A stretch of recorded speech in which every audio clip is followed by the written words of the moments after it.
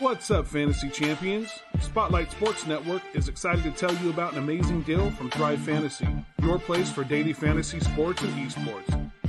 Right now, with promo code SS Network, Thrive Fantasy will match up to $50 of your first deposit.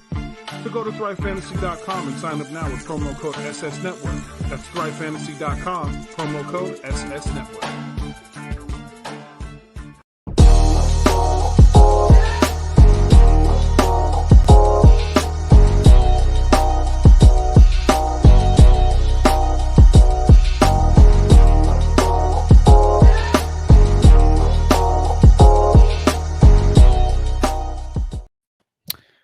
Well, all right, ladies and gentlemen. Well, first and foremost, we want to thank every single one of you guys for jumping on in here on a Tuesday night on the Spotlight Sports Network. With us, as always, Jake the Snake Silva here from the Snake Sports Talk Show, and of course, my partner in crime here on this podcast, Jeff the Hammer Hammond here on the Turn 2 podcast. And we got a lot to talk about here as baseball is just getting even more exciting as it gets on, throughout the coming days and in the coming weeks, man. But first and foremost, how are we doing today, man? Doing good. Finally enjoying the day off. You know the struggle and the hours I work. So, oh man, I certainly do. Any day off, I try to take advantage and try to put as much more content as I can to the channel. We finally hit the milestone of 100 on YouTube. Thank you, everybody. Appreciate it. Yep, absolutely, man. Great praise there for Hammer's House for finally making it to 100 subscribers there and still continuing to grow on. So I guess the next move is road to 200. Am I right? Yes, sir. Absolutely. Oh, man, it's great stuff. And by the way, guys, for those that don't know here on the Spotlight Sports Network, but all of us here on the Spotlight Sports Network, we've had some exciting news that it started yesterday, and we cannot wait for it to start any longer. But all of us included, myself, Hammer, and everybody here on the Spotlight Sports Network, we have come to terms on an agreement and a partnership with a media group, a growing media group here, alongside with the Spotlight Sports Network, as we are now in a partnership with Media, MEEDIA. What exactly is Media? Well, the best thing of it is it's a personal PR type of recording that you guys can end up doing for all of you diehard sports fans when you got breaking news on all sports news, but don't have exactly the necessary equipment, don't even have the background set up and etc. That's no worries. Media's got you covered. You can download it on the Google Play and the App Store on your mobile device.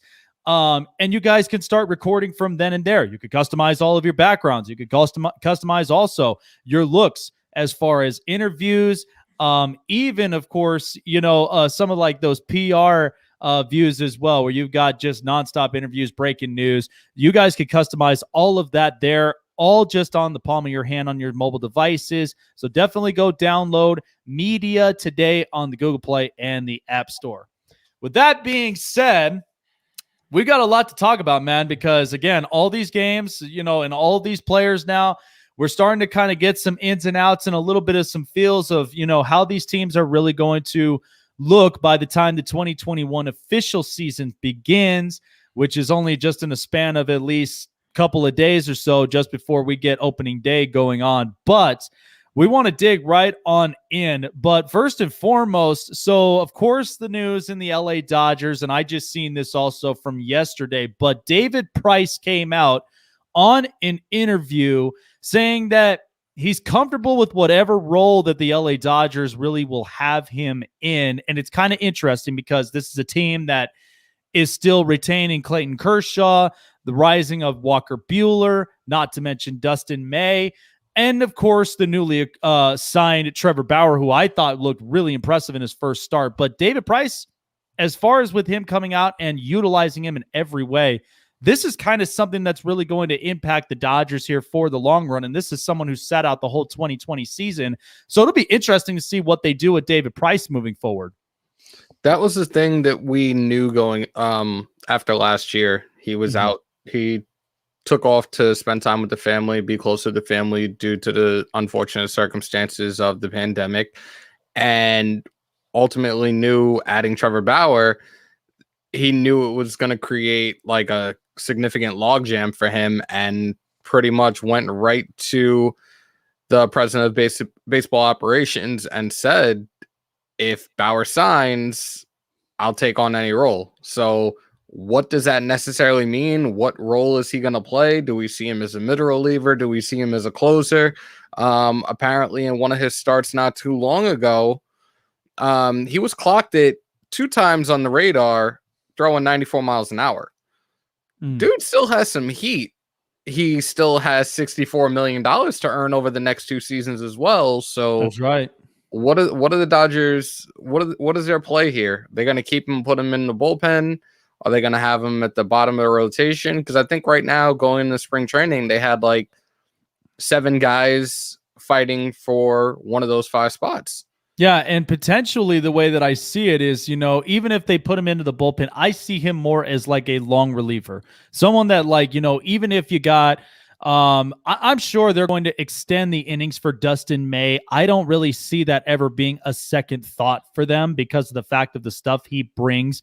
But think of like guys like, for instance, Tony Gonsolin, because there is still some really just some adjustments and building on his part with his pitching mechanics. Let's just say, they limit Gonsolin to like 3 innings or so. Then you come in and you bring David Price in a long relief. I mean, that's kind of something that I see the Dodgers really anticipating this. But at the same time, I'm sure they probably put him right at the low end rotation because this is a stacked rotation that you could throw any arms in regardless of the matter. And so that's where I think David Price, he's comfortable with it.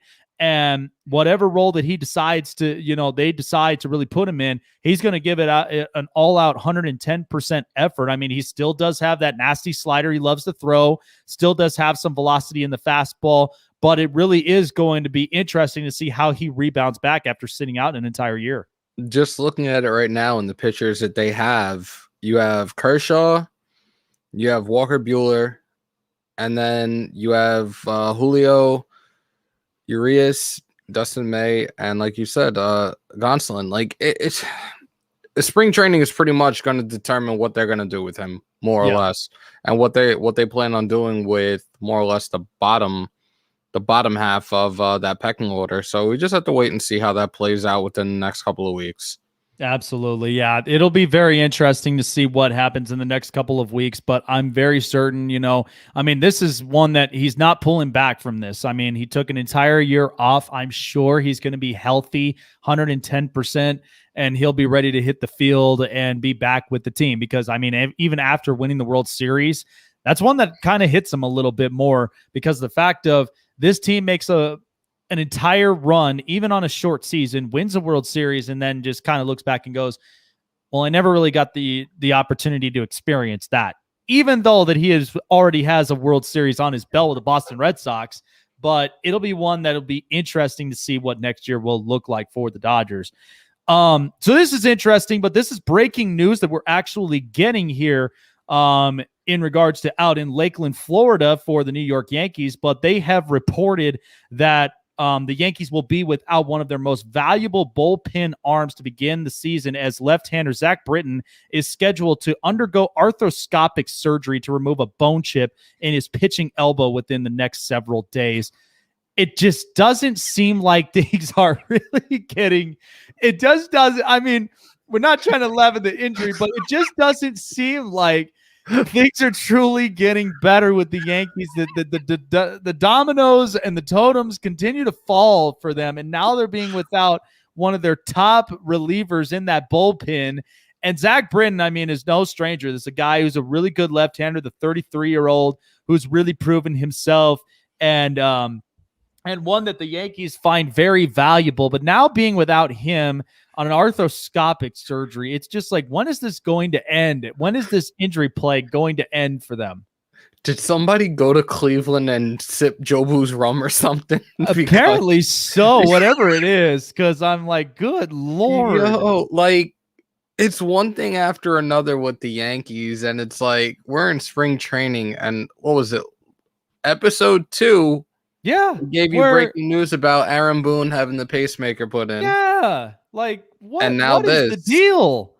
Like, this is what I'm saying. I'm like, is there some sort of plaguing bug that's floating around in the Bronx? Apparently, what the hell is happening? Because They just can't God, catch a break. They can't catch no, a break. they really can't catch a break. And of course, when the news broke out, Zach Britton, of course, ended up posting up this little bit of tweet and says, and I quote, "I appreciate the support from everyone. We all have daily challenges we have to overcome in order to reach our goals. Just have to keep pushing ahead. I will get this taken care of during the upcoming week and be back as soon as I can." So they did say that he may be expected to miss at least a month. But of course, Aaron Boone, after having the pacemaker and everything else put on, he did say, as far as timetables and stuff like that, we'll have more in coming day or 2 days. So they're very optimistic with as far as his return goes. But this is one that really does hit their bullpen, because now where do they really go from here? And we know that it's still spring training and everything else, but I can say get it before, get it at least by the start of the season versus what happens when you're in the crucial late part of the season, because that's what really affects teams moving into the postseason. So that's where I think, that's crucial. But, still, it's like they can never catch a break, no matter what the injury is, what the deal is. They just can't catch a break. I tried to hold it in before you even brought it up, but they're just, they're really cursed right now. And I'll tell you right now, it'll only be a matter of time, matter of weeks before Judge or Stanton gets hurt. And I don't wish that upon anybody, but they just can't catch a break right now. They really can't. No, and here's the other thing too, that I find this very interesting. But Britton was actually diagnosed with COVID-19 within the last 2 months, which affected his preparation for spring training. And he told in the New York Post when he had it in January that it hit me pretty good. I lost a good amount of weight. Like, that's just one that, like, okay, he gets through this. Now he has to go into surgery with this, with this bone chip in his pitching arm. So it's like, bad juju. Yeah, bad juju. You know what? The Mets lost a player as well. This was actually Sunday, but I'll bring it up anyways. Mm-hmm. The roster hopeful Jose Martinez suffered a torn meniscus in his left knee in a collision with an umpire. Mets manager Luis Rojas said Martinez, who would have been a right-handed bat off the bench for them, had he made the team, he's expected to have surgery. He's going to be out the next 4 months. So it sucks for them. They definitely needed a decent bat off the bench, and he could have provided that. Definitely wish him a speedy recovery and hope to see him back up in the show in the next 4, maybe 5 months. Yeah, absolutely, man. Because like I said, for a lot of these players, what's going on, Jaden Hopkins? What's going on? Again, I'm like, get these injuries out beforehand versus being in a crucial position late in the season where you're getting ready to go into postseason and you're losing one of your most valuable players. I mean, we've seen this all over the place, whether it's in the bullpen, whether it's in the rotation, or even if it's in a lineup.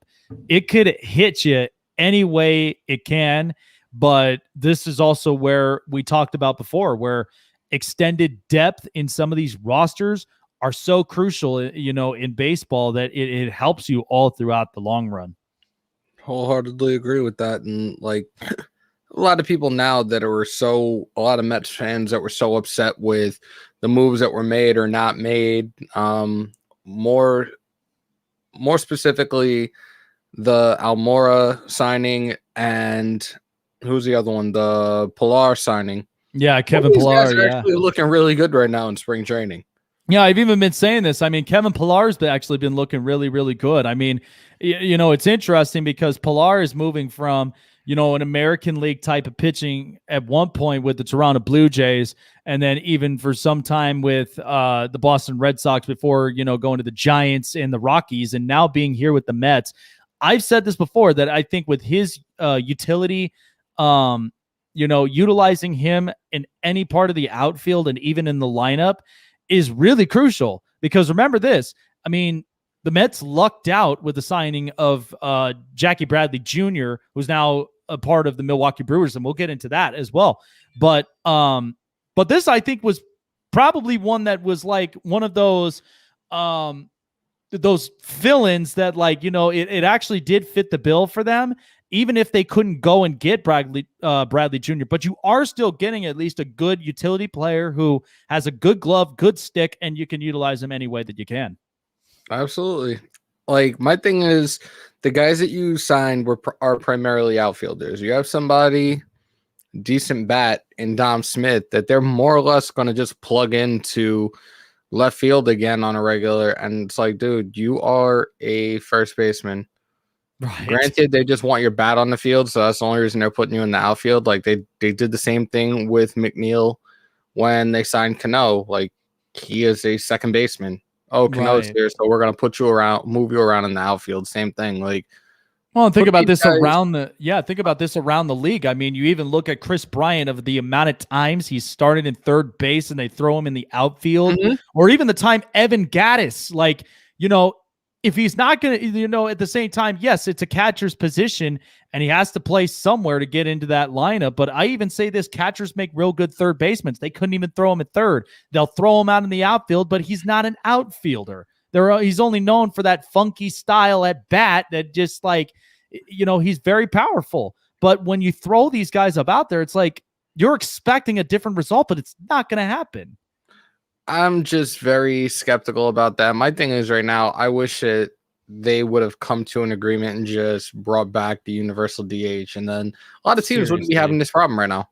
Yeah, and this is why, for you and I being very optimistic minds, this is the reason why of even having the universal DH in the first place, because of utilities like this. Because, ultimately, I understand it. Like, people are trying to make the roster. They're trying to make the roster any way that they can. But when crucial positions like this does happen, this is where it's really going to get competitive. But even at the same time, it's like the National League is basically telling you, look, this is all just part of the rule books. Okay. And even if we could take the utility, I mean, look, it's not like you're trying to shed games away from some of these players, but it's just like, it won't work. There's no universal DH in place, and that's just what's going to happen. And it's forcing managers where they have to be very super strategic when it comes to crucial situations in games. Do you know anything about this? Is this real? You know what? I have no idea. Am I being catfish right now? I have no idea. Like, I'm literally looking all over the place. I'm not got me doing the people's eyebrow right now to this. Like, what? Yeah, like, come on. I have no idea. But even so, I mean, they do know that we're in a baseball podcast right now. They do know this for sure. I'm like, look, I'm not saying that, we couldn't possibly talk about it. I mean, absolutely. But I'm just like a little like, what? Yeah. Okay. Yeah, I have not seen anything on there. I have not seen literally any news or anything. Like, even if it did, I mean, we would be expecting something from like Ian Rappaport or something like that. Exactly. Yeah. So, I mean, probably, let's see here. Yeah, nothing at all from Ian Rappaport. So I've got nothing. All right. So for the time being, I'm calling it fake news, and we're going to move on to our next topic, which is contenders or pretenders, the 2021 Milwaukee Brewers. Yeah, I looked at this, top and bottom. I mean, look, the Milwaukee Brewers have some potentiality. I mean, you have to think about the lineup that they do have up in place, and because ultimately it's going to revolve around a couple guys in this lineup. Lorenzo Cain, Christian Yelich, Jackie Bradley Jr. And again, this is without Ryan Braun in the middle of this mix now. So they're trying to move. They're basically moving on, and they're looking at Yelich as their biggest star in Wisconsin.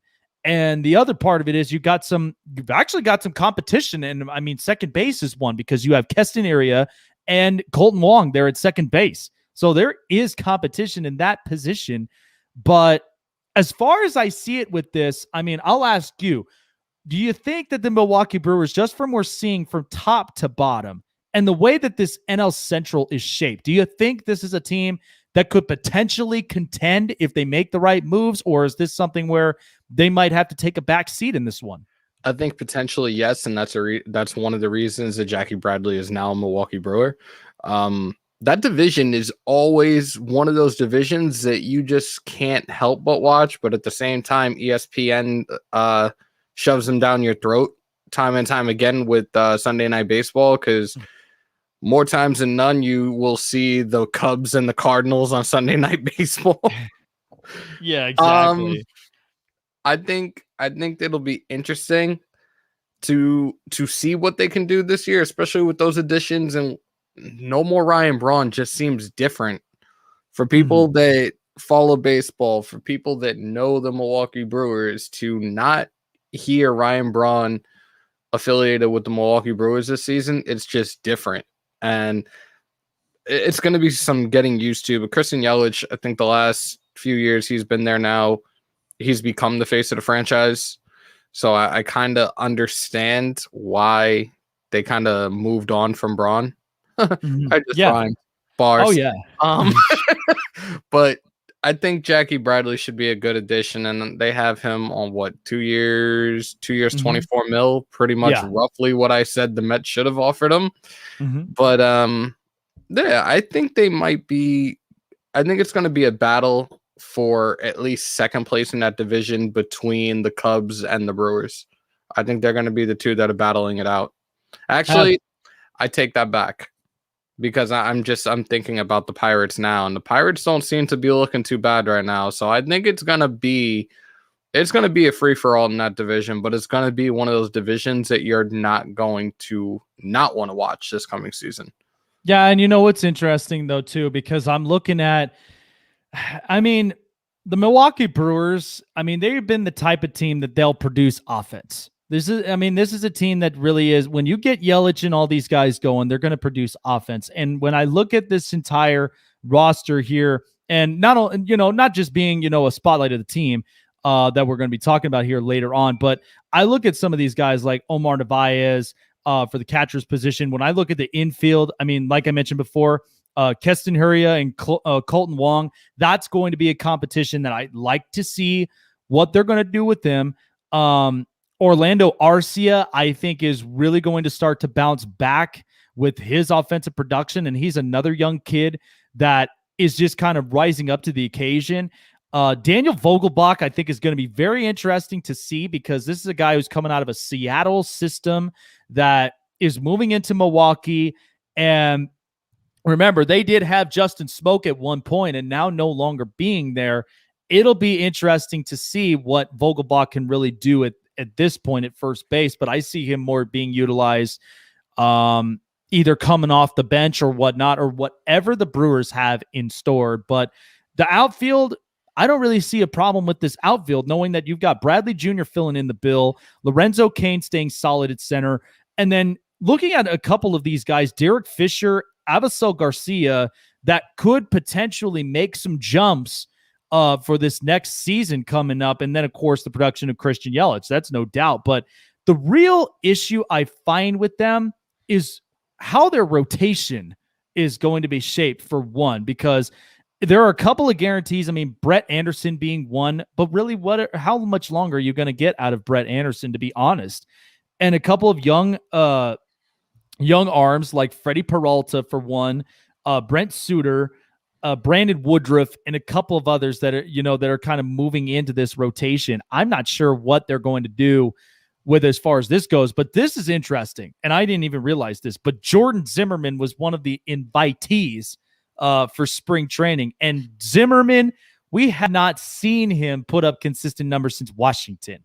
And since taking the deal with Detroit, it's kind of taken a back seat for him. And so it hasn't gotten any better. Now, bullpen-wise, you already know going into it, you have Josh Hader being the hard-throwing left-hander, but there are a couple of names that stand out to me, like even one of the invitees, Brad Boxberger, who came out of a Tampa Bay system that was very, very good, Corbin Burns, and even Eric Lauer and Josh Lindblom. So I don't know. That's my only concern, is that rotation for Milwaukee.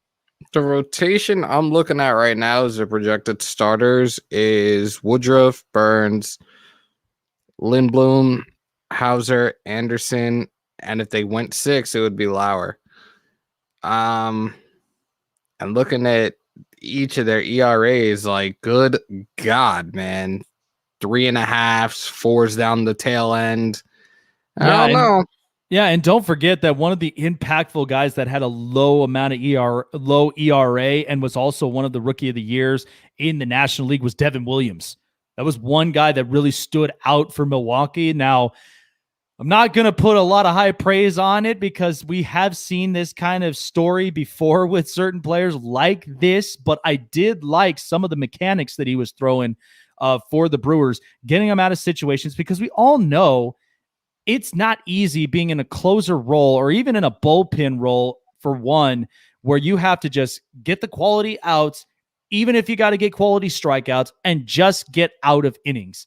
But Devin Williams really displayed that very well. So maybe there's a positive upside for, the bullpen as a whole, and maybe that could help to kind of lower down the team's ERA moving forward. They could only hope so. Yeah, that's true. But right now in spring training, then, and again, I know it's spring training, so don't judge me for this. 3 right now in spring training. They just beat the San Francisco Giants today, 13-7. Some of these guys that played for them today, well, Yelich got a home run. Not surprised. Yeah, Christian Yelich ended up getting a home run and then moving on. Omar Narvaez. Mm-hmm.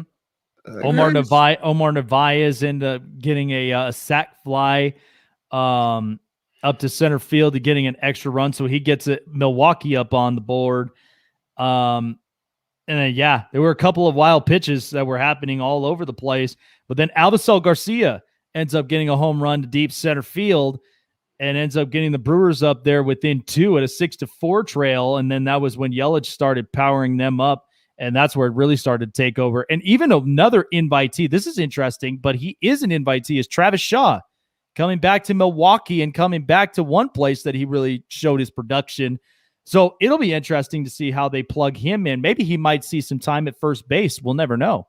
Gotta wait and see. Absolutely. But, this was actually interesting news, and I wanted to bring this up because, of course, yesterday was International Women's Day, and I hope that all of the fantastic and fabulous and, of course, strong, hardworking women out there, we really do appreciate every one of their hard works and what they contribute here, as a nation and even as a whole. We really do appreciate every single one of you guys.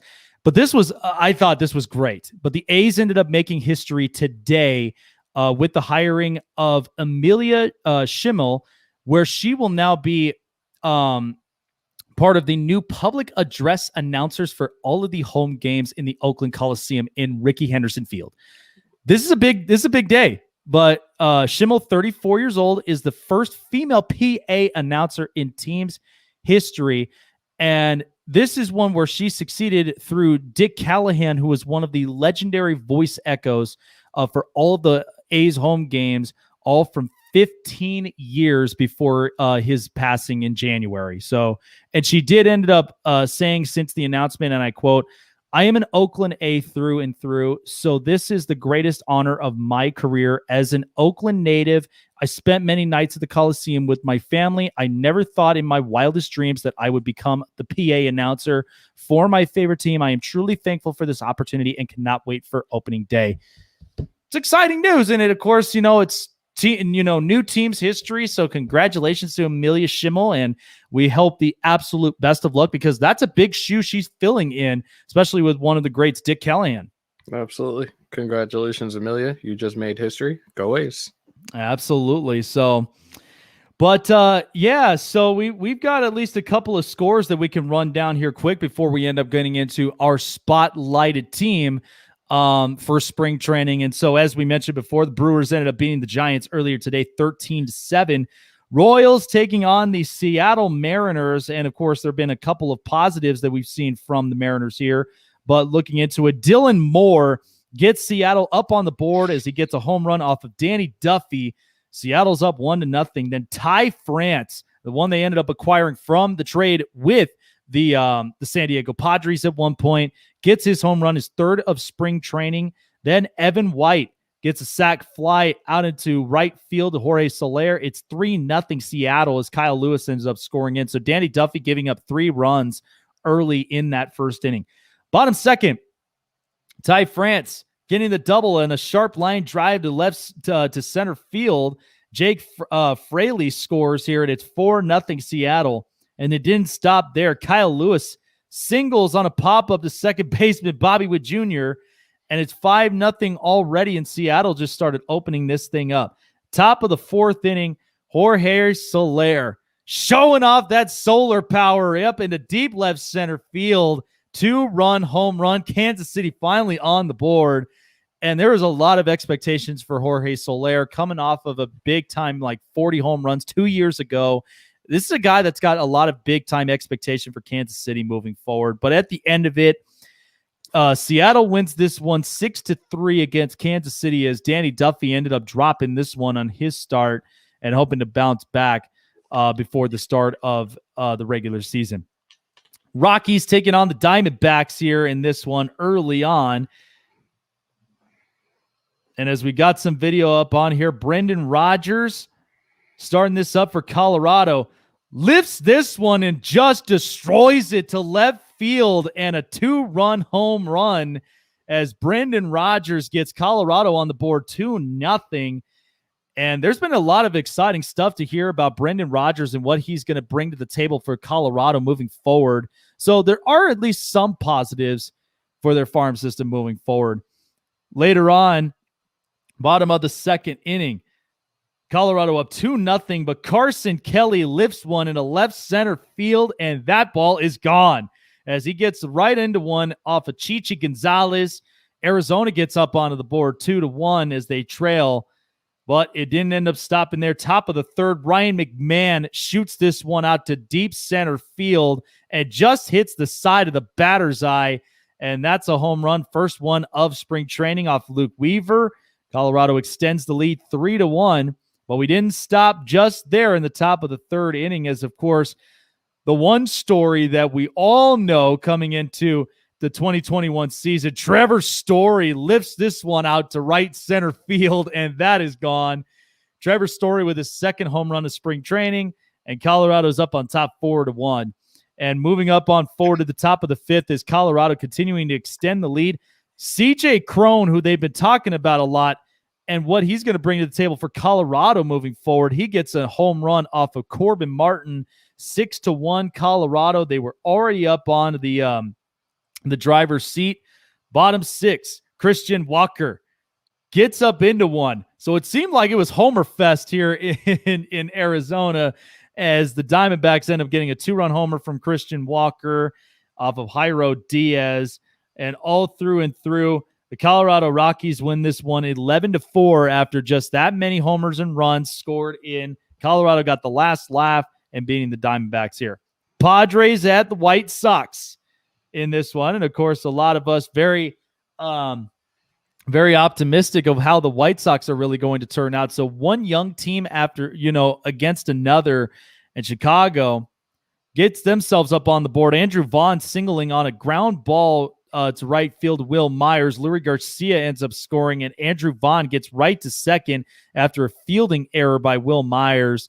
So that gets Chicago on the board 1-0. Then Yerman Mercedes doubles here into left to Jorge Mateo, and Vaughn ends up scoring afterward. It's 2-0 Chicago. Top of the sixth inning as we go. Will Myers up at the plate.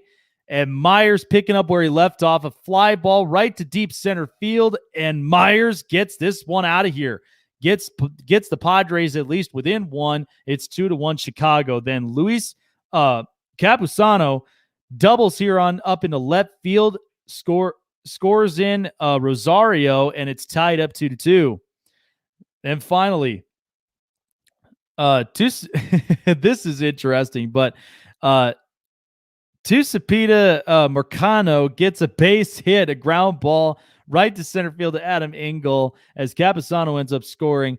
Padres win this game 4-2, and there's a lot of high expectations, but the White Sox in this spring training, they've dropped themselves 1-6 in spring training. So out of 7 games, they've only managed to win at least one of them. So this is, that is interesting spring for the White Sox here, but we'll see what next season is really going to bring them. They're optimistic. You were the one high on them. Just remember that. You were the one high on them. Remember, we can't get overexcited because of spring training. So whatever happens in spring training stays there. So by the time the season starts up, everybody's got to get geared up. But I hope so. Cleveland against Texas here. The top of the first inning, the Indians getting things started. Bobby Bradley doubles up into center field right there to Leody Taveras as Bradley Zimmer scores. Cleveland's up on the board.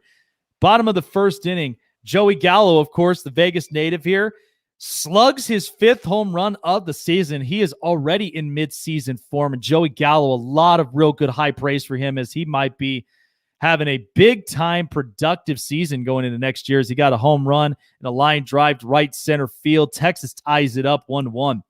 Top of the 5th inning, Daniel Johnson lifts one right up into center field, and that baby is gone. And so Cleveland gets themselves back on top 2-1 against Texas. Then Bobby Bradley, again, who doubled earlier in the first inning, doubles yet again into left field right to Delano DeShields. Zimmer and Ahmed Rosario score. It's a 2 RBI double, and Bradley showing up some good stuff here for the Cleveland Indians. Later on in the bottom of the 5th inning, as Cleveland's up 5-1, Nick Solak gets a home run right into deep center field, gets Texas within 3. And, the Rangers, again, this is an interesting team that they still got some firepower in their lineup, but it'll be interesting to see what the rotation does moving forward. But Texas, they've got some interesting pieces, but we'll see what happens moving forward. Top of the 6th inning, Daniel Johnson ended up homering last time in the 5th inning. Homers again as he gets it right up to right field. So Daniel Johnson with his 2nd home run of the spring, but 2nd in the game. And moving forward, after a Tyler Freeman and Will Benson home runs, Cleveland wins this game 9-2 over Texas, and they have improved to 6-4, 6-4 of the spring. Oh, my early prediction was Padres and White Sox. I might be changing it. Oh God, stop it. Stop it. You can't change it now. Stop it. Whatever happened to trusting your gut, damn it.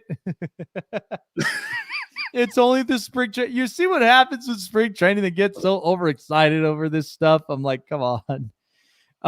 Cardinals against the Mets here in this one. So got at least a couple of some highlights here for you. Andrew Kinsner hits this one right up in right field. And what a catch by Albert Almora Jr.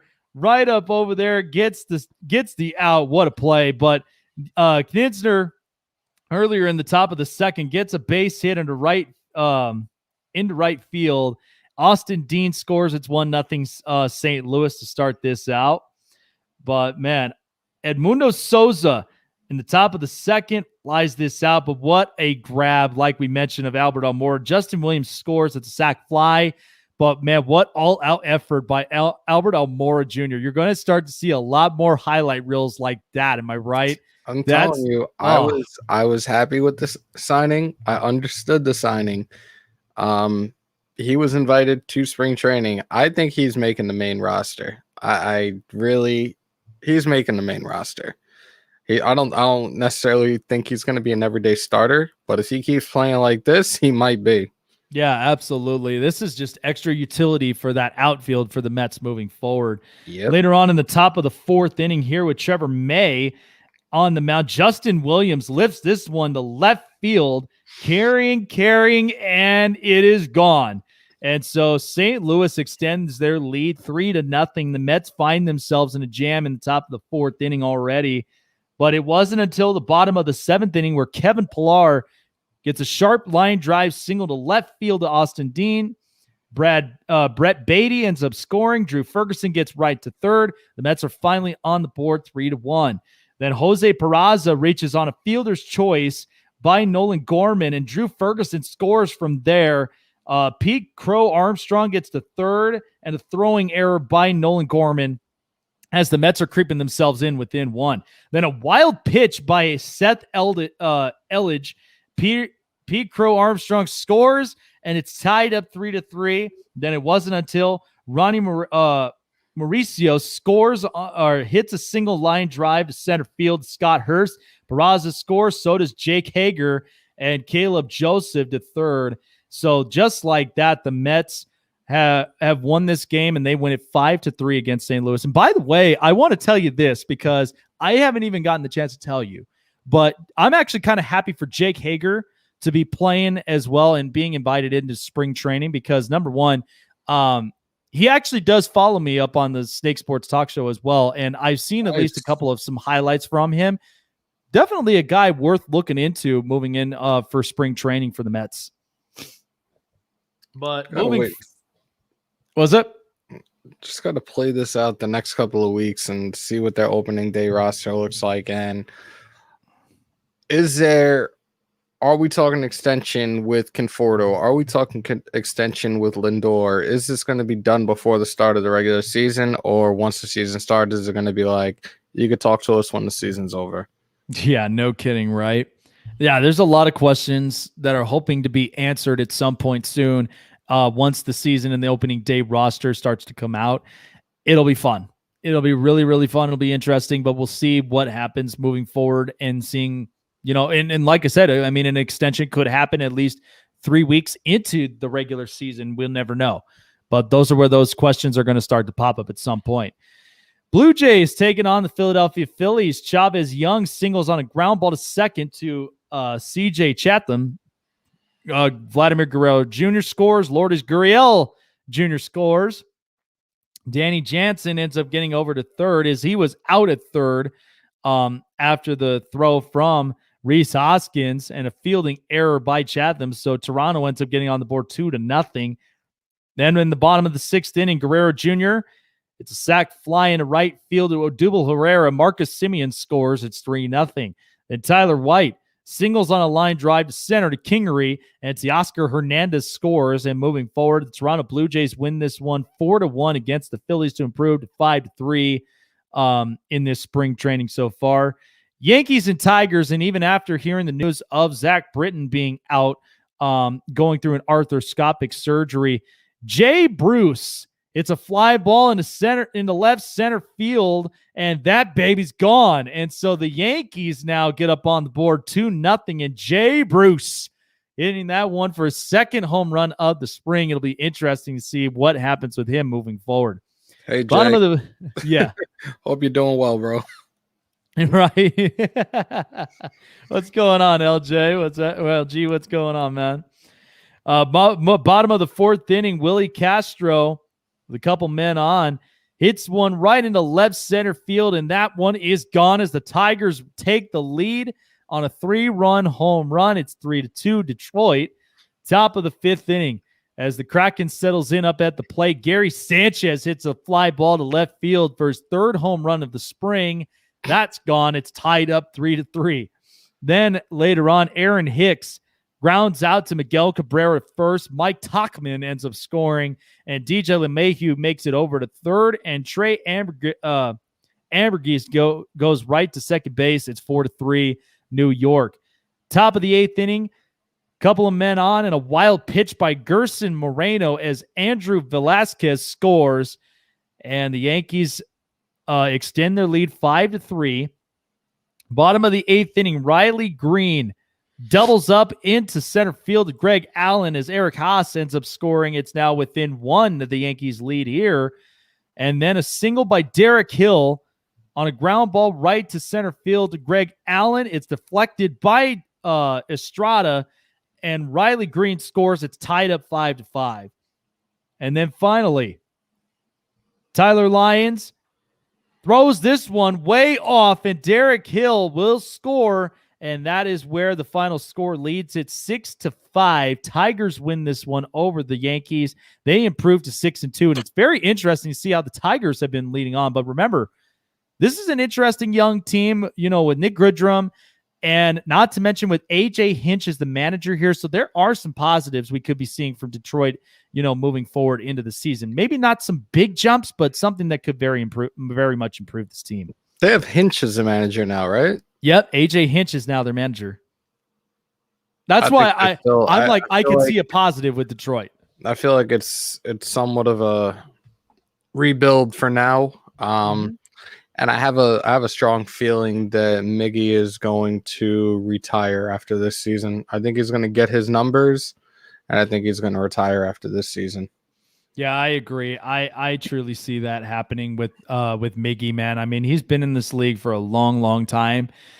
And just to seeing the accolades and all the milestones that he's achieved, I mean, it's no doubt he's a Hall of Famer for sure. But yeah, and at the same time too, I mean, you're also looking at this with Albert Pujols of the Angels as well. So it'll be an interesting kind of turn of events for both these first basemen. But we'll see what next year will bring for both of them. Yep. Pirates taking on the Atlanta Braves as Anthony Alford gets a base hit on a soft ground ball to third. Austin Riley, Phillip Evans scores. And Eric Gonzalez gets right to third, and Pittsburgh's up on top 1-0. Later on, Joe Hudson singles into center field, right to Acuna. Gonzalez scores, and so does Alfred. It's now 3-0 Pittsburgh here at the first. Top of the third inning, Pittsburgh continuing to add to their totals as Brian Reynolds doubles up into left field to Marcell Ozuna. Brian Hayes, the youngster, of course, we've got a lot of really good stuff to expect from him moving into the season. Brian Hayes, as the Pittsburgh Pirates move up to 4-0. Then Eric Gonzalez again, a base hit, as that's a ground ball right to second base to Iri Adrianza. Reynolds scores, and Todd Frazier gets right over to second. It's 5-0 Pittsburgh. Top of the fourth inning, Jacob Stallings doubles into right field. Abraham Almonte gets this one. Adam Frazier scores, and Brian Hayes scores as well. And a throwing error by Almonte. Jacob Stallings is out at home after the throw by Austin Riley right to Travis d'Arnaud. So Pittsburgh up on top 7-0. Then Hunter Owens in the top of the seventh. It's a line drive into left field. That one is gone for his first home run of the spring. Hunter Owen extends it 8-0. Then in the top of the eighth, as it's already 9-0 Pittsburgh, Troy Stokes hits this one to left field off Grant Dayton, and that is gone. The final score in this game would be 10-1 Pittsburgh, and they completely put a beating on the Braves here in this game, and they move themselves 5-3 in spring training. Orioles and Twins here, as this one went right to 7 innings. But it wasn't until the bottom of the seventh inning. It was all scoreless, all from there. So it was a complete pitching duel on both ends. As, of course, Green ends up getting nabbed with the loss, but Waddle with the win. And it wasn't until Miguel Sano doubled into left field, right to Yusniel Diaz, and Drew Maggi scores. And that is the final score in 7. Twins win this one 1-0 against Baltimore as they improve to 4-4. Red Sox taking on the Tampa Bay Rays here, and bottom of the first inning, Yandy Diaz gets things started for Tampa Bay, singles into left field, and deflected off of third baseman Rafael Devers forces Brett Phillips to score. It's 1-0 Tampa Bay. Bottom of the fourth inning, G-Man Choi singles into center field to Alex Verdugo. Austin Meadows will score, and Yandy Diaz moves right to second. Tampa up 2-0. Later on, Willie Adames singles into right field, right to Hunter Renfroe, the former Tampa Bay Ray. Yandy Diaz scores, and G-Man Choi heads right over to third. It's 3-0. Then Kevin Kiermaier grounds out into a force out from Michael Chavis right to Christian Arroyo. G-Man Choi scores on this one, but Willie Adames gets out at second, and Kiermaier right up to first. It's 4-0 Tampa. Bottom six, Josh Lau singles on a ground ball right into right field. Dalton Kelly scores on it. It's 5-0. Later on, Nathan Lukes, it's a ground rule double on the down the line in right field. Taylor Walls and Josh Lau both score. It's 7-0 as Tampa Bay just continuing to opening up. Then later, top of the eighth inning, Jonathan Arauz singles into a softly fly ball into left field. Jairo Munoz scores. Gilberto Jimenez scores. Jonathan Arouse gets right to third base after a throwing error by Brett Sullivan as it becomes 10-2 Tampa Bay. And the final score here on this one, 11-3. Tampa improves to 4-4, while the Red Sox drop 3-5. Current games going on so far as the Dodgers are up 4-0 against the Cincinnati Reds. As of course, Sonny Gray is on the mound here tonight and pitching over to Suarez here in this game. And then finally up top in the final, A's against the Cubs here in this one. And this was back and forth. Top of the second inning, Chad Pinder gets a double into left center field and scores in Mitch Moreland. It's 1-0 Oakland. Bottom of the second, Eric Sogard, the former Athletic, singles into right field. Jason Hayward scores, and David Bodie gets right to second. It's tied up 1-1. Then top of the fourth inning, of course, your boy you keep on ranting and raving about that the Mets should get, Matt Chapman, hits a fly ball into left center field. That one is gone, as that was off of Craig Kimbrell in the fourth. Matt Chapman with his second home run of the spring, and it looks like he's back up into form. A's are up 2-1. Bottom of the fourth inning, Jock Peterson, the newly acquired Cub, slugs this one to center field, and that's his third home run of the spring as the Cubs tied it up 2-2. Then Ademaro Vargas singles up into right field. Jason Hayward scores after a fielding error by Matt Olson. The Cubs lead this one 3-2. It was back and forth all in all. Top of the fifth inning, Pete Cosmo, who I've been hearing a lot of really good stuff on, doubles into center field. Sky Bolt and Buddy Reed score. It's 4-3 Oakland as they retake the lead. Then later on, Matt Olson, Matty O gets a double here in the right field and scores in Pete Cosma. It's 5-3. Bottom of the fifth, Peterson back up again, who homered earlier, doubles in a line drive to right field. Ian Happ scores, and Chase Strumpf gets right to third. It's 5-4. Then later, David Bodie hits a line drive into center field, doubles it up. Jock Peterson scores, and Rafael Ortega was out at home on the throw by Buddy Reed. What a throw, and gets it right to Tyler Soderstrom as they tied this up 5-5. Top of the sixth inning, speaking of Tyler Soderstrom, doubles here on a left field, scores in Cody Thomas. It's now 6-5. Logan Davidson doubles here on a fly ball right field. Pete Cosma scores, and Vimel Machian ends up scoring. It's 8-5. Then it wasn't until the bottom of the seventh inning.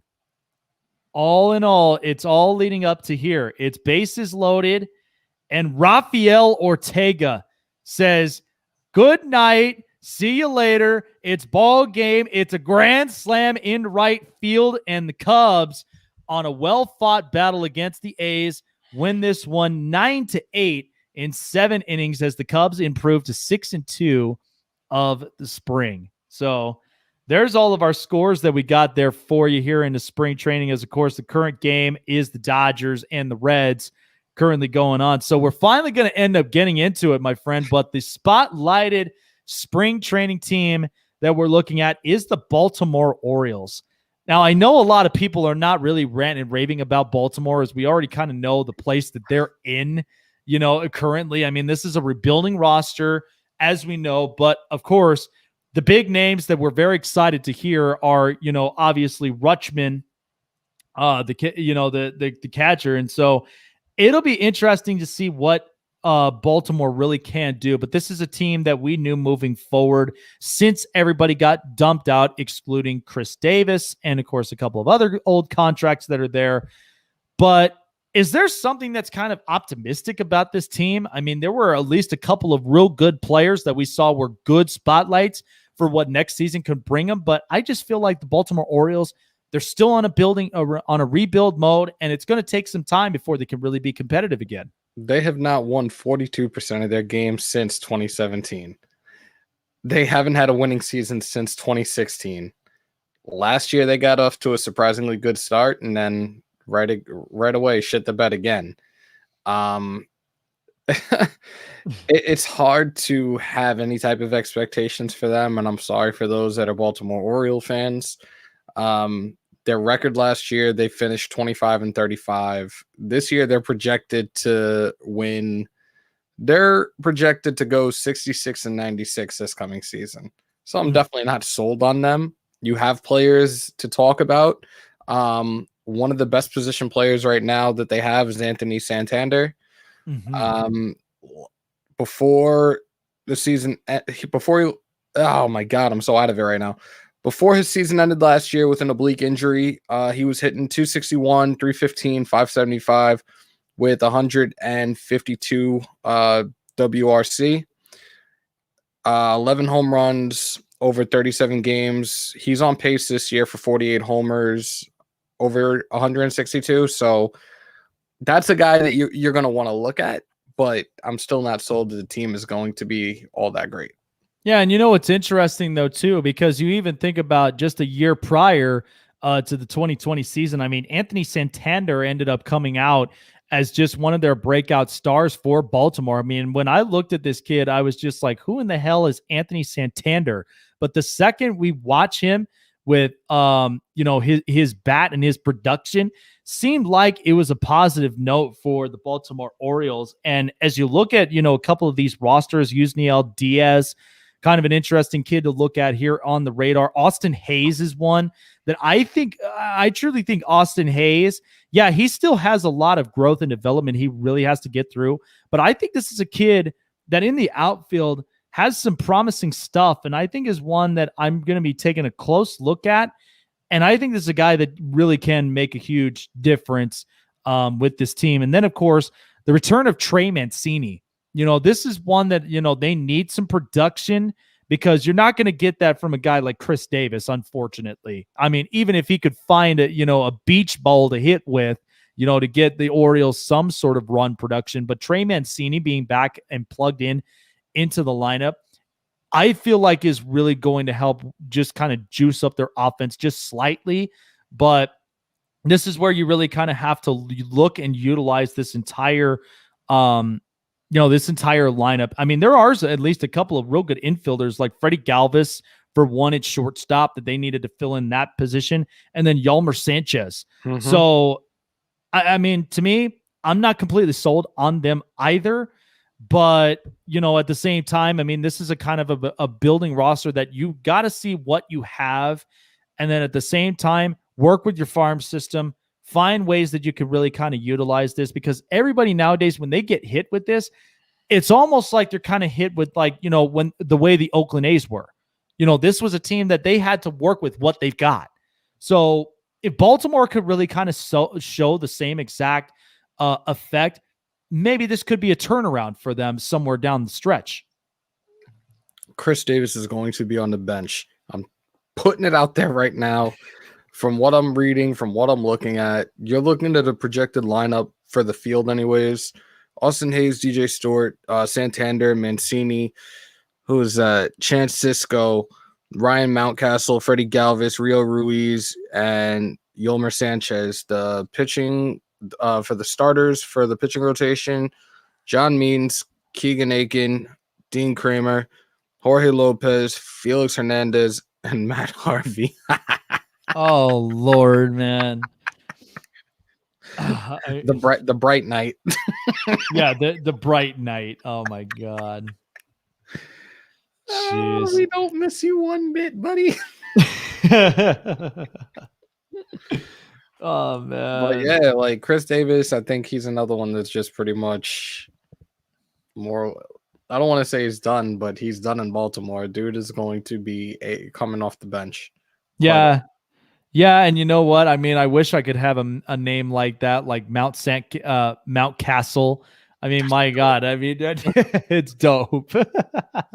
That's like one that you'd love to go to, you like to go to Mount Rushmore, and a name like Mountcastle. I mean, you take a picture of that thing right in front of Mount Rushmore. I mean, I think that would be dope. But but looking at it too, I mean, you're also plugging in, Wade LeBlanc into this, the middle of this rotation. This rotation is mixture of young and old. We already know what we're getting with Felix Hernandez, I mean, this is kind of just the tail end of his career at this point. We're not really going to get much out of him. I mean, you're going to service him as much as you possibly can. And it's kind of the same with Wade LeBlanc. He's already up on the tail end of his career. But, as far as Keegan Aiken and Dean Kramer are concerned, these are some guys that, could be some young, fresh arms in this rotation. And John Means as well. I've been hearing at least a lot of real good reports on John Means. Now, again, this rotation, as far as from 1 through 5, could vary at any time. But, if you're really working this right, because think about it this way. We've seen this with the Miami Marlins multiple times. You started to kind of see them where they left all of their players out. They were refreshing. They didn't even look like they had a rotation till, the late Jose Fernandez ended up coming into the middle of this rotation. Then fast forwarded, the one who's now a New York Met, Jordan Yamamoto, I thought had some really good, interesting stuff. So it could happen for the Baltimore Orioles where they could have a really good arm in their rotation, that they like his stuff. He seems to be comfortable, and he's really just kind of working to the best of his potential with his mechanics moving forward. Still a team I see at the bottom of the cellar. And I've said this a few times as we've been talking baseball, even off the air. For that division, that's the AL East. I think Tampa is still going to be the king of the mountain this coming season. Yeah. I think it's them, and then the Yankees, and then it just falls apart from there. Actually, I take that back. I think Toronto's in the mix right now as well. I know we're still in spring training, and I'm saying this, but I think Toronto's going to be in that mix. But the two at the bottom of the cellar is going to be Boston and Baltimore. Yeah. Both of them, both teams are rebuilding. Whether they want to admit it or not, especially with Boston, they're rebuilding. So it's going to take some time.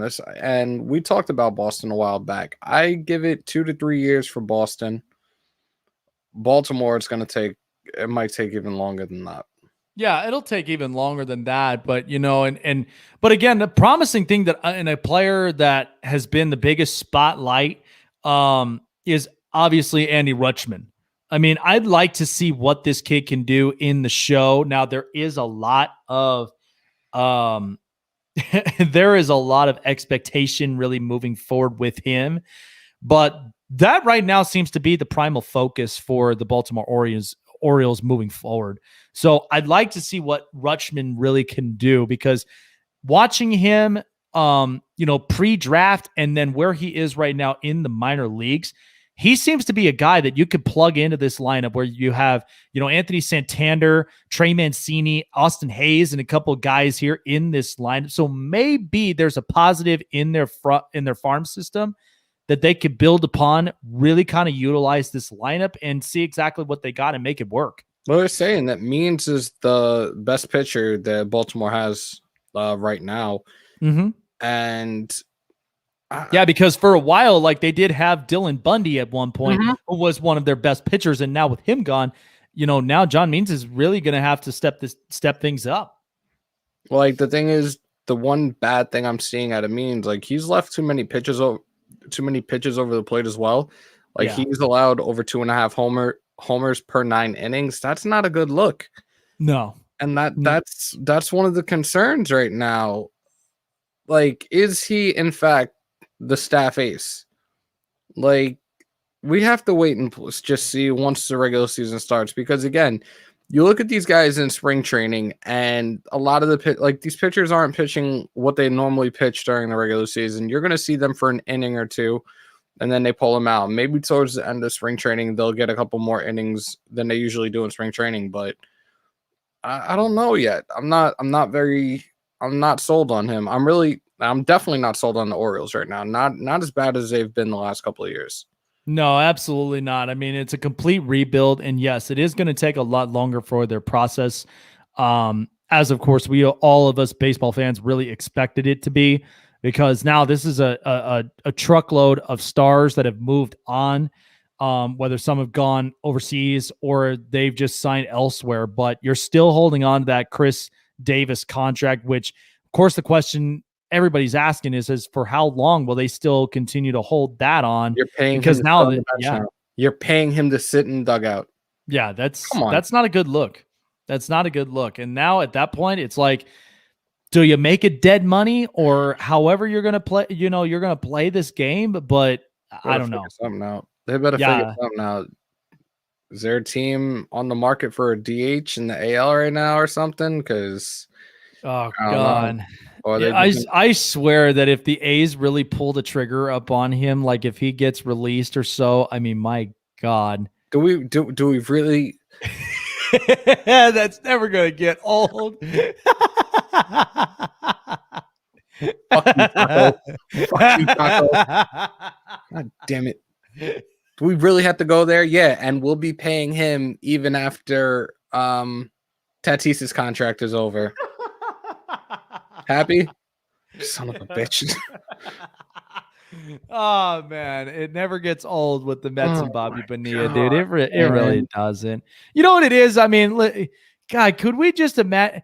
And he's getting freaking stimulus checks on top of this, son of a gun, like that. That's crazy. That's absolutely crazy. Oh, like someone's shitting on the Yankees. Taco, you got anything to say about that? I could send you the link and get you to come on in too. Yeah, right. You know what? Hold on. We can keep going for a minute. Yeah, absolutely. I'm gonna get this son of a bitch in here. You're like, nah, I can't. Yeah, we'll see if we could get a special guest up over here to help us out here on the Turn 2 podcast for sure. But of course, looking into next week's spotlighted team here, it will be next week will be just as the team that we talked about in the AL East. It will be the Boston Red Sox. That will be the next spotlighted spring training team as well, because there is a lot of questions that are needing to be answered here for the Boston Red Sox, because we know that Chris Sale is going to be coming back. They do have there was a lot of questions in that rotation outside of him, but it'll be very interesting to see what happens with the Red Sox moving forward. But they do have some good bats. They got some good sticks. JD Martinez, of course, needs to have a huge rebounding season productively, because I've honestly, when I'm working on, personally, when I'm working on my batting swings and my stances and just kind of my comfortability, I'm always reverting back to JD Martinez every time. I mean, he's comfortable in the box and it's like a freaking rubber band. Every time when I watch that swing and his mechanics, it's like it's so easy to him. The size, the length, and just the swing itself and the trajectory, it's cake. And then you're looking at a couple of young guys like Rafael Devers, and Michael Chavis. Now, it is unfortunate because the whole outfield for Boston is completely different. No Jackie Bradley Jr. We already know that there was going to be no Mookie Betts after last season. And now you have no Andrew Benintendi. So how is your outfield really going to end up, panning out if you're the Boston Red Sox? That's going to be interesting next. Yeah, that's going to be interesting next week. But you forgot to mention one other person right now with the Boston Red Sox who is returning to the Boston Red Sox, and that is manager Alex Cora. Yeah, Alex Cora now coming back after sitting out for an entire year, and Cora, who was a part of that 2018 World Series run, but not to mention a few complications with the Boston Red Sox that sat him out, and then also, of course, the added investigation with the 2017 scandal for the Houston Astros at one point. So, I mean, with Alex Cora coming into this, because this was a team that last year had no Alex Cora and a shortened season, and it just seemed like they just fell off the wagon. They really didn't rebound themselves. But even with a few good sticks, and I can't believe that I keep forgetting him, is Xander Bogaerts. How can I continuously forget that he is there in that lineup? And a guy that also put up some real good numbers too in the last 2 seasons. So I'm not sure how Alex Cora is really going to reshape this thing up.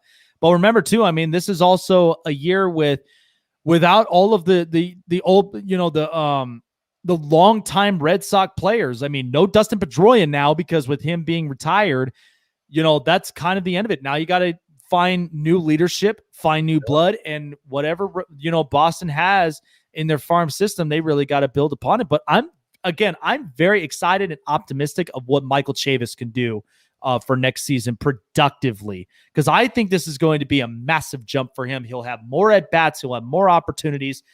I'd like to see what this kid can do for next season.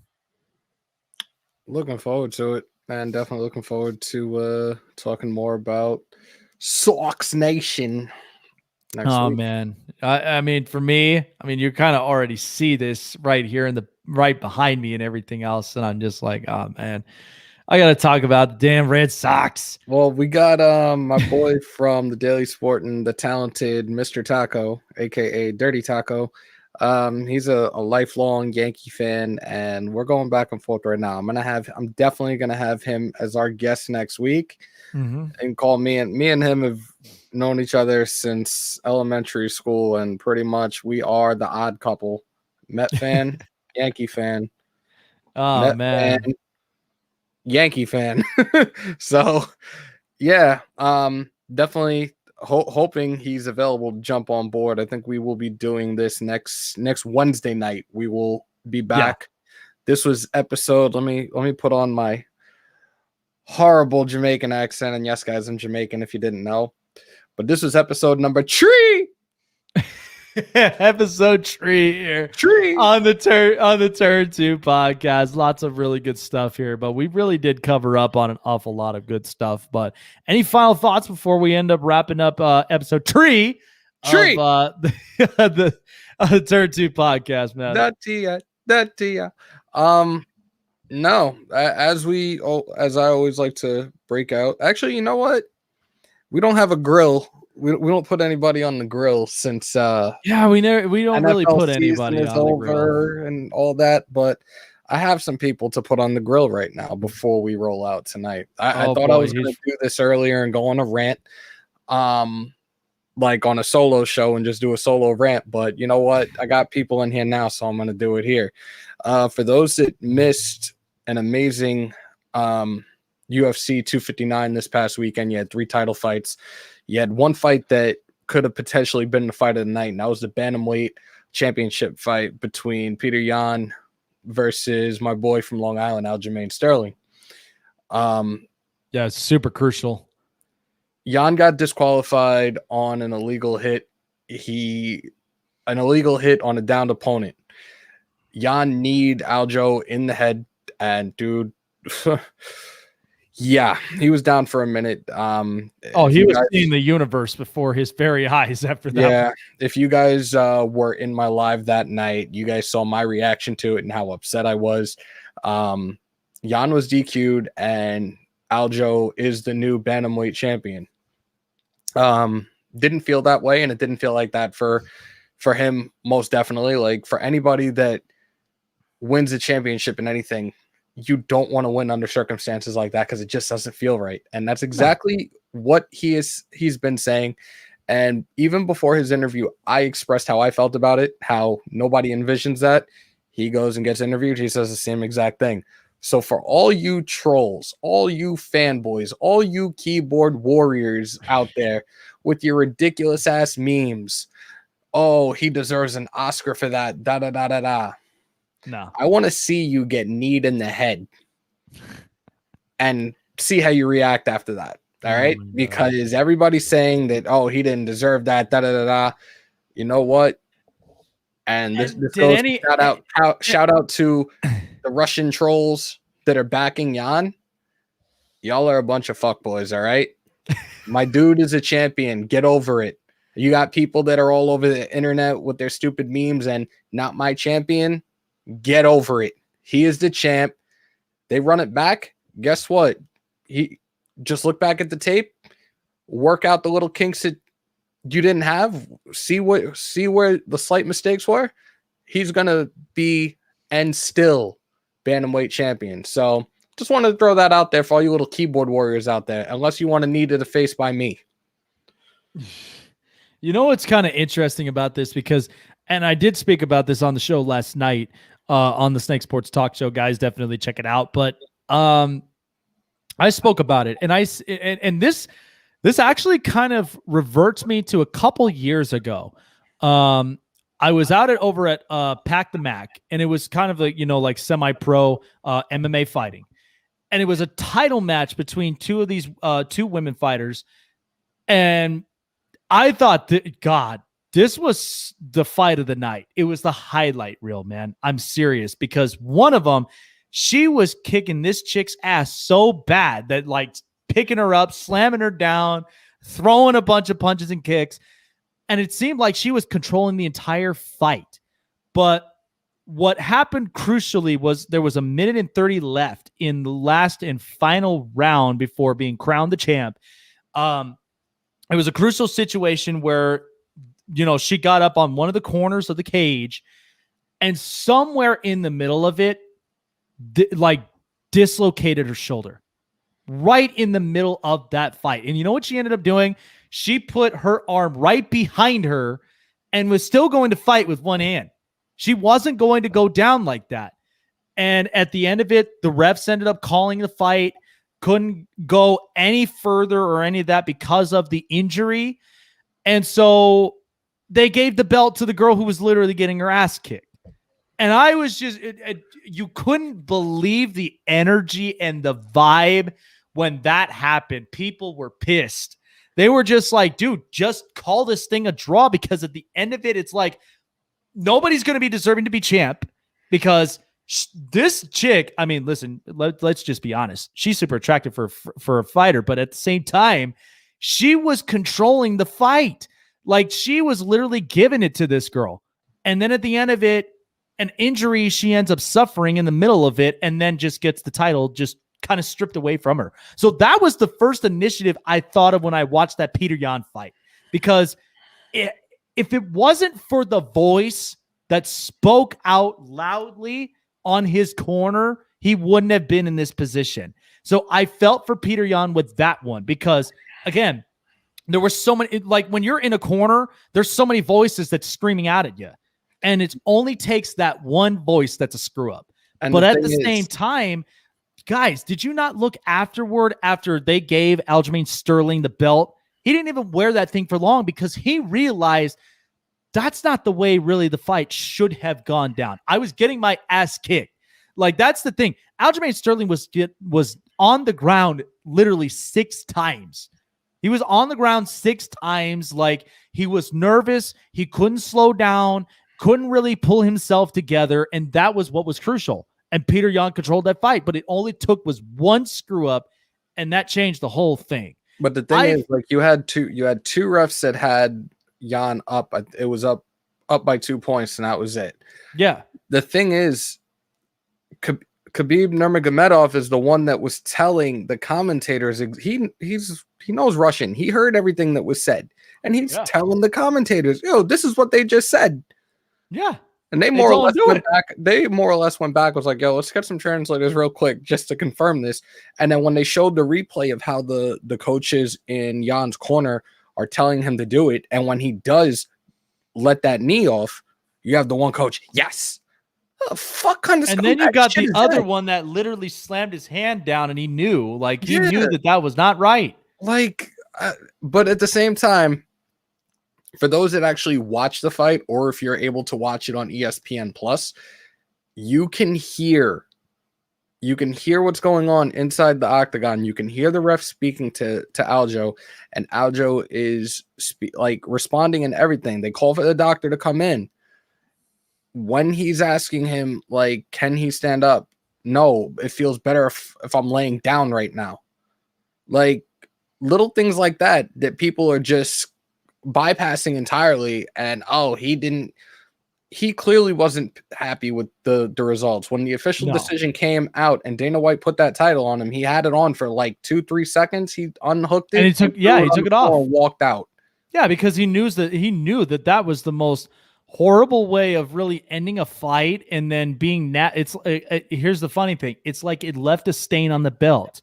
Like, that was like, you don't want the stain on your hands. And that's initially what it felt like to Aljamain Sterling. So, and he said it clearly, even in the interview, like, people are going to look back at this and they're going to think this is ridiculous. And at the same time, it did show a lot of humbleness, because I think in Sterling's mind, he's willing to make this up.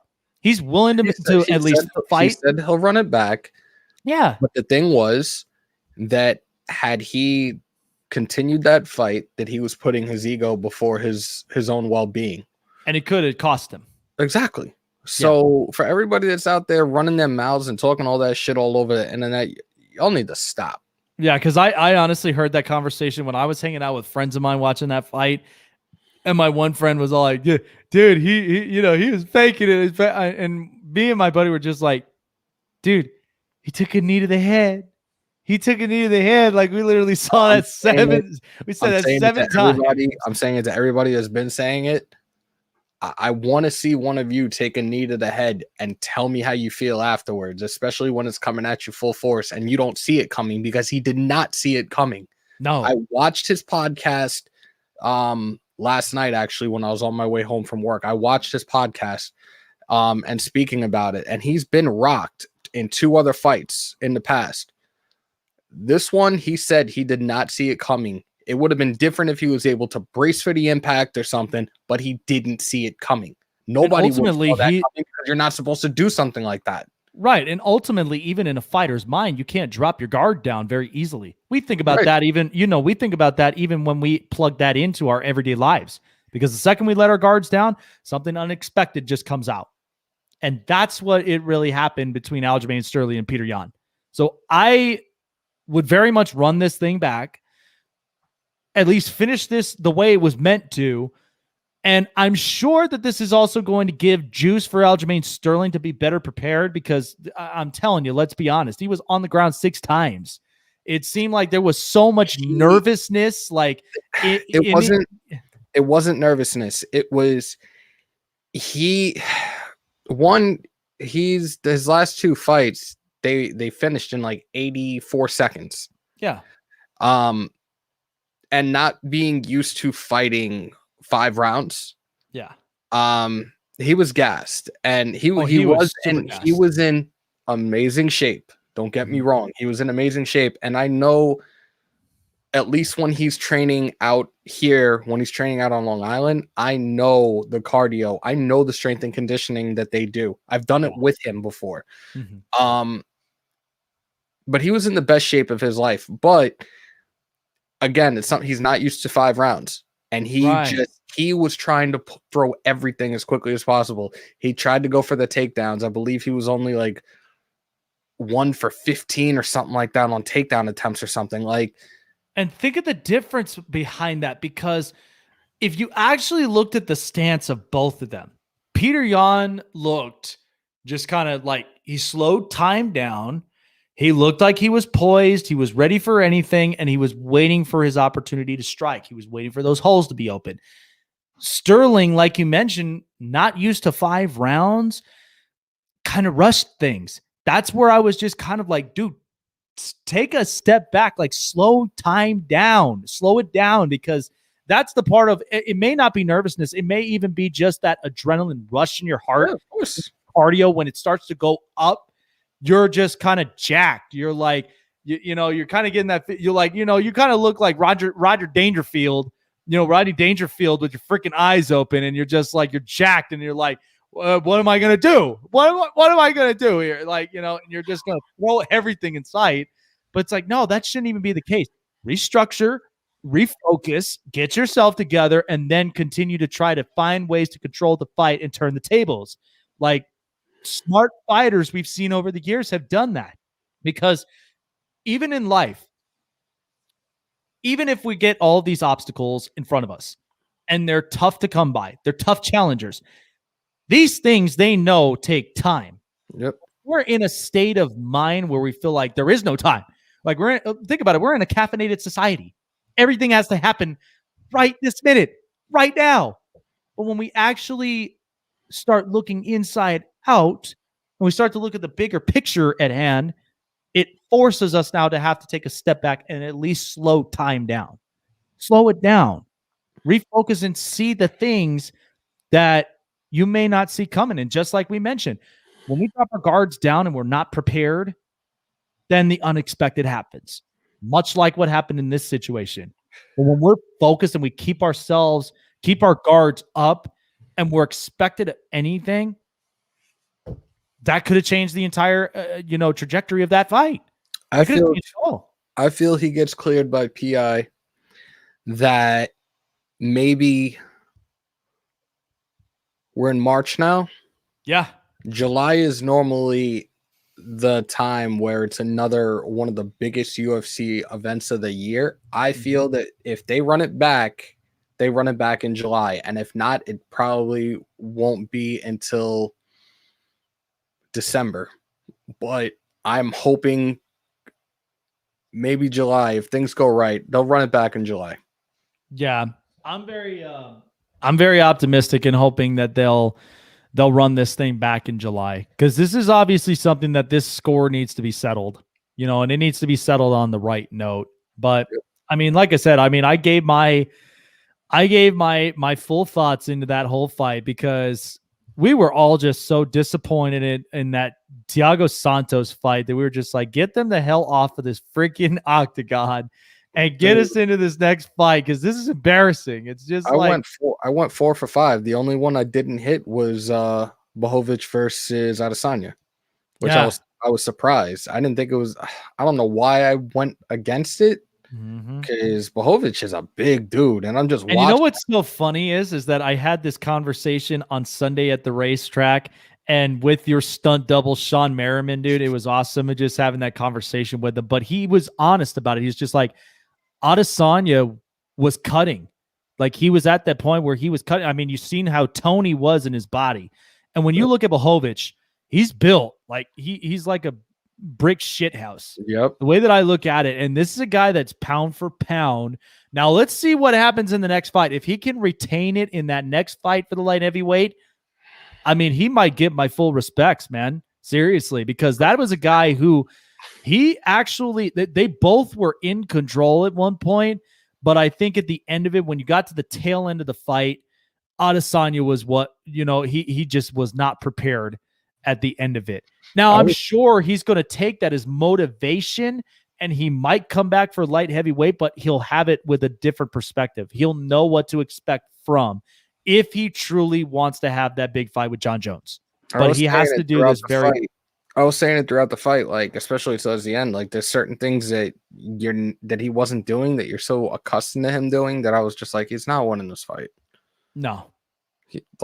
No. And I don't know if you got a chance to take a look at the live I did for the fight, but man. Oh yeah, I did. I was paying attention because, of course, too, we were watching this thing on a live stream, and so when it went out, I literally just was like, "Hey, let me go and hang out with Hammer here and see what his thoughts are in this one." So I was definitely Aljo's fight. Like, I was pissed, and I'm listening to everything, and I'm making sure everybody's able to hear everything that was being said. But like, when Buffer came out with the official decision, like, I smiled for like 15-20 seconds when I heard and knew, and then I just started crying. I'm like, yo, this isn't how anybody wants to win a championship, and I feel so bad for him. And like, it was just a fucked up situation. Yeah, and listen, until we actually do find a generational talent out there that can face Amanda Nunes, she's just going to continuously dominate her division. Speaking about that, apparently Megan Anderson, who is a huge gamer, a huge streamer on Twitch, has announced, and this was a little while ago, I just saw it not too long ago, the women's featherweight division is done. That's it. Wow. That's it. So, wow. I don't know what that means for that, like, that division. Okay, guess what? The division's retired, and that belt is staying with the Lioness Amanda Nunes forever. Yeah, and it's funny listening to her post-fight interview. That's a mom now. Oh yeah. Oh no. Yeah. You know what's funny? Somebody tweeted about that. Could you imagine when her daughter, because she's a young adult. Could you imagine being like the guy taking her out on her first date and everything else, and knowing that you got to go through Amanda Nunes to do that? No. It's like, your man card's kind of taken from you right off the bat. It's just confiscated. You thought meeting the boyfriend or meeting the girl's daughter and Bad Boys 2 was bad. This one, yeah, really turned it around. Kill you. Be dead where you stand. Oh my But god. anyways, it's I know my brother has to go to the gym. Mhm. It's past my bedtime. So as we roll out, and as I always roll out, guys, continue to stay safe. You, your families, your loved ones, but most importantly, wash your hands and your asses.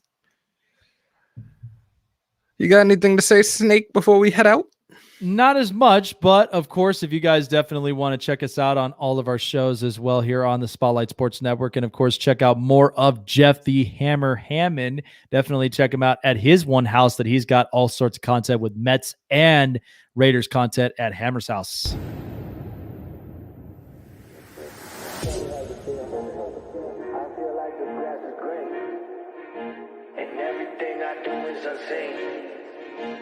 But I know that's just in my mind.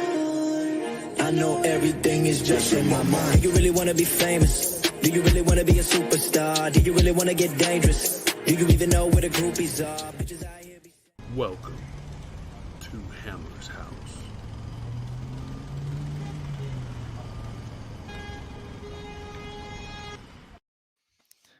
So there you go, all in that cloud of smoke, of course, as he had to get that effect right up on out there.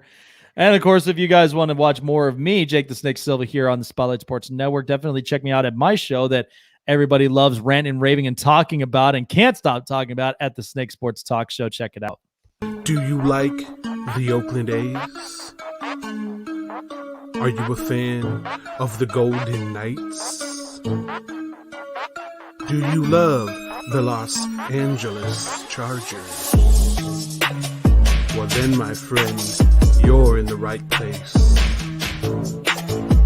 This is the Snake Sports Talk Show with your host, Jake the Snake Silva, brought to you by the Spotlight Sports Network. So everybody, that's going to wrap things up here with my good friend and partner in crime, Jeff the Hammer Hammond, here on the Turn 2 podcast on Spotlight Sports Network. Definitely like, subscribe, and hit the bell button for all latest notifications, and of course for future and past episodes, of course, that you guys can go back and watch here on our archives.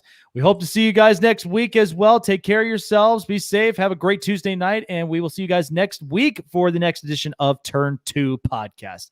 Take care, guys.